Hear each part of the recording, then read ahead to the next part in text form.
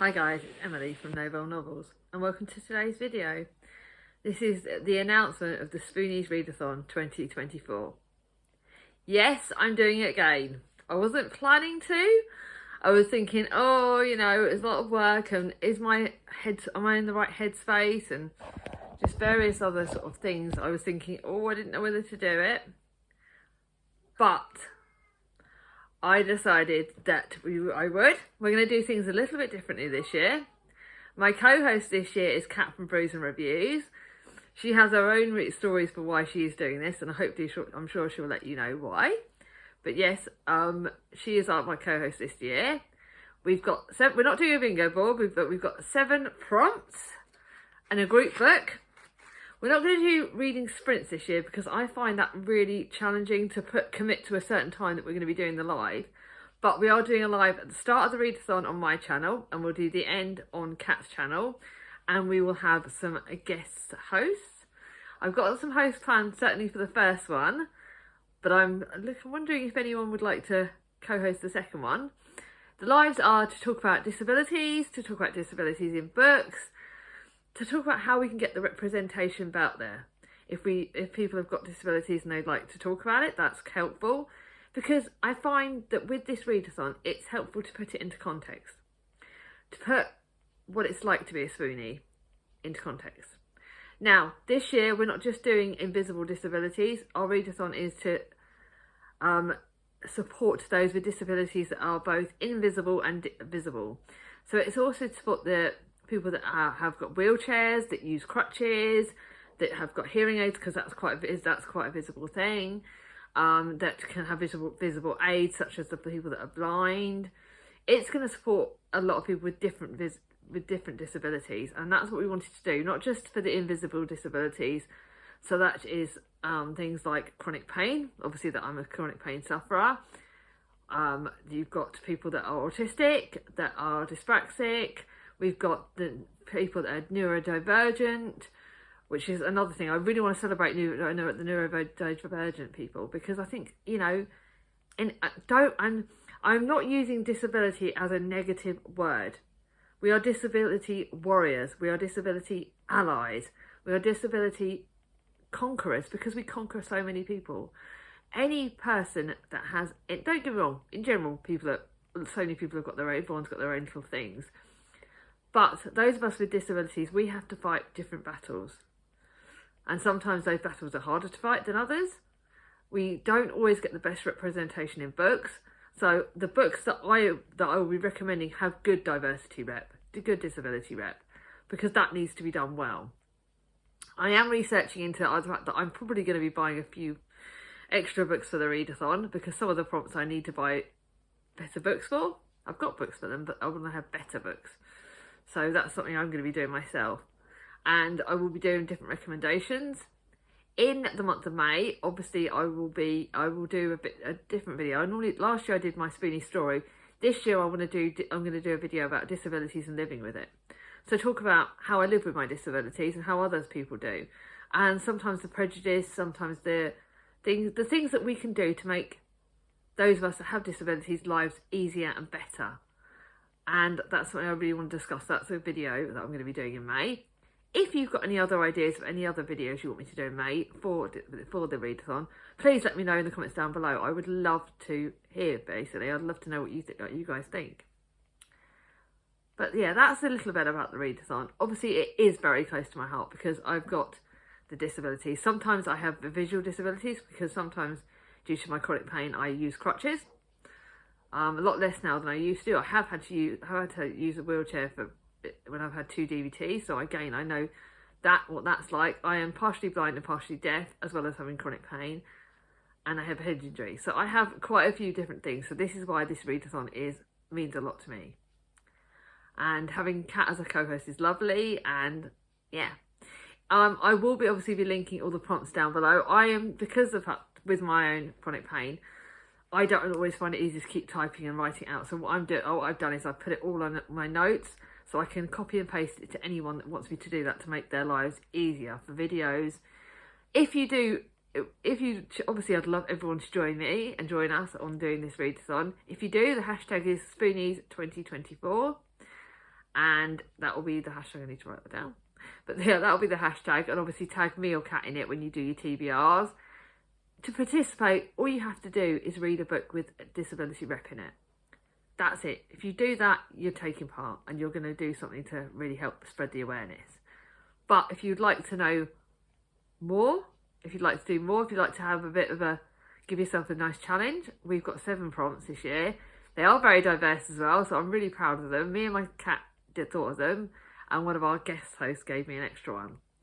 So, here we go. Let's tell you the prompts. Number 1, read a book written by an author with a disability. So, some of the ones obviously we know about are that I talked about last year was Ali McNamara. We've got Elle McNichol, who is autistic. She's a great one. There is the lady who wrote All the Bird Hearts. That was in last year. I can't remember, sorry, the exact title. We have also, though, got Agatha Christie because she had dyscalculia. So, Alice, that one's for you. But there are lots of authors out there that have disabilities, whether we know them or not. Talia Hibbert, I think, has chronic pain, so she would be a good one. We have got loads and loads of good authors. So look online. It is easy to find out. Google has been my best friend on trying to find great books for this. And I will say that if you find a book you like, Amazon's good, but you can go and get a lot of secondhand books. ABE books, Amazon, charity shops. There are a lot of online references, so you don't have to spend loads of money to get books for this readathon. So that's that one. Prompt number 2, read a book with a character who has an invisible disability. So again, so you've got a character that you can use deafness, because deafness can work for visible and invisible. You can use someone with chronic pain. You can do someone that's neurodivergent. You can do dyscalculia, dyspraxia. There are so many different conditions that are invisible and that are written in books. This was the list. There is such a long list of people that you can use for that.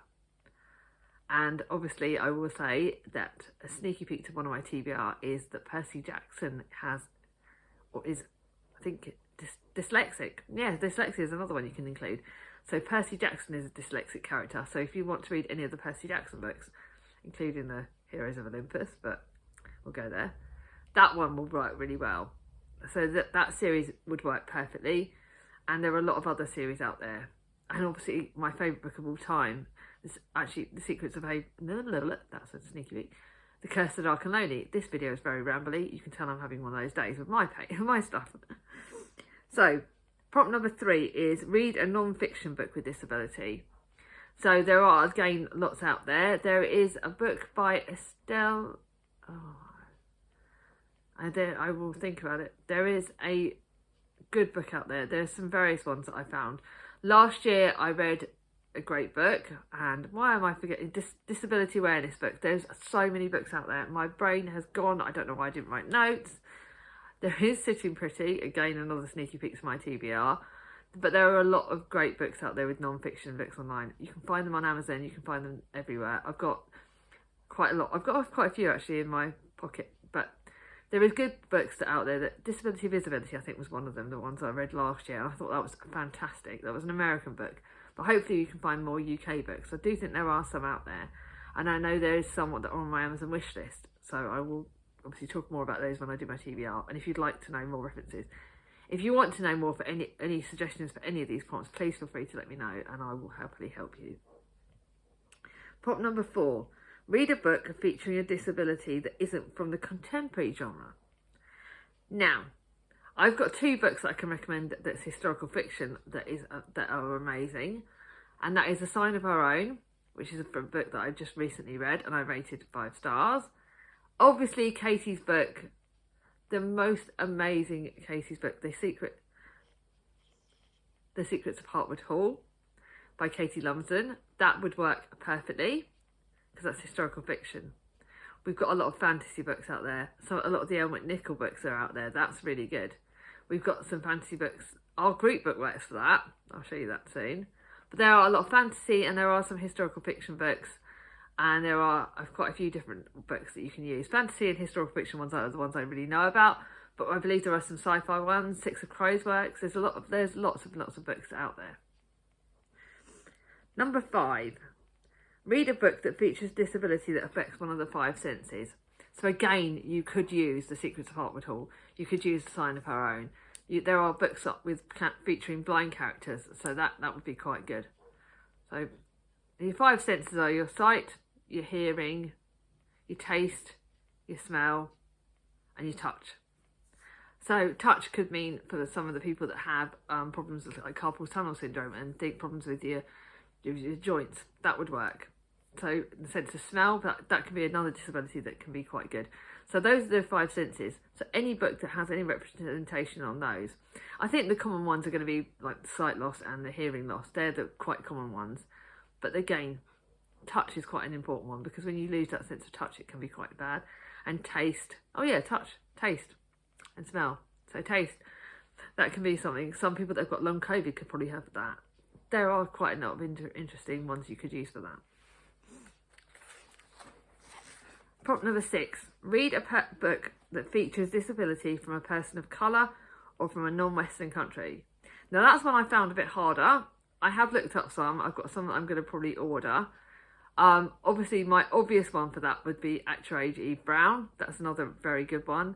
Or take the Actor Age Eve Brown, or any of the Get Alive Chloe Brown. That would work for that one as well. But there are quite a lot of other books that would work for that, and I will be looking more into that. And that's one I really want to improve my knowledge. So Person of Colour is quite a good one. But from a non-Western country, people like Charlie and Jem, a lot of people that read more diversity than myself, they've got probably going to have really good recommendations for that. So that's a bit of a different one. And prompt number 7, read a book with a visible disability.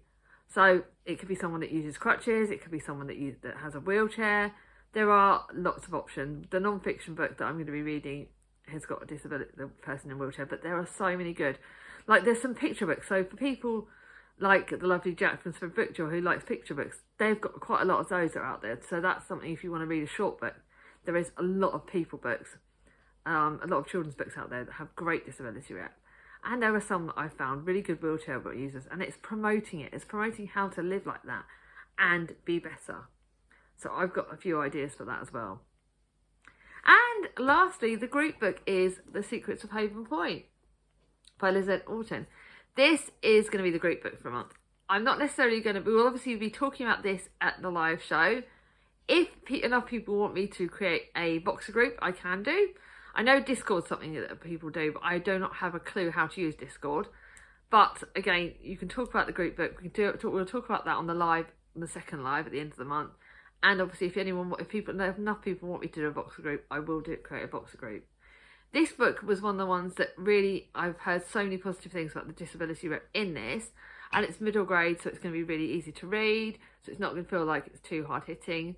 Jack from Spoonie Bookjaw recommended this book, and it's one that I really am promoting because it's got apparently great rep in it. I was Haven Point's first Reckling, but I certainly won't the last. There are 42 of us now, not including the mermaids.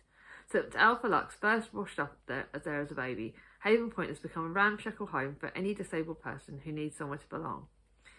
Named after the way they made their living on the wild shore, the Recklings spend their days looting from passing ships with a little magical help from the mermaid clan and a lighthouse keeper with a kitten in his beard. But beyond the boundaries of Haven Point, danger lurks. It is only a matter of time before the Recklings are forced to decide what kind of future they want and what they're willing to do to get it. This is really good for that, and I really am recommending that, and I think this would be a fantastic, fantastic book. I think some of the TJ Klune books, by the way, they have disability rep, but this is really, really good. So that's one that's the group book, and that's one I can't wait to read. But this book, this readathon, it really means a lot to me because even if we don't have too many people joining, it's one that's close to my heart, and anything we can do to get disability rep out there and improved is a brilliant thing. There are so many disabled authors, there's so many people out there that need our support and that deserve it, because we deserve to get this support. And I think it's really important to spread the awareness. And if I can do one good job, then to help another person is all I've wanted in my life. To help others is something I like to do. I like to be caring. I like to try and do my best for other people. So let's do this readathon to shout out those. If you get the end of this video, try and find a spoon or a cutlery emoji. I think you can do a spoon emoji. That's quite a good one. Or a cutlery emoji. Or even if you want to do a heart, that's fine. But yeah, that would be great. If you like this video, give it a thumbs up. If you're new to my channel, not subscribed, ring on my ding-a-ling. And let me know in the comments down below. Have you got any book ideas for this readathon? Are you going to join us? I would love it. Let's celebrate the Spoonies out there. We all deserve it. Take care, everyone. Goodbye.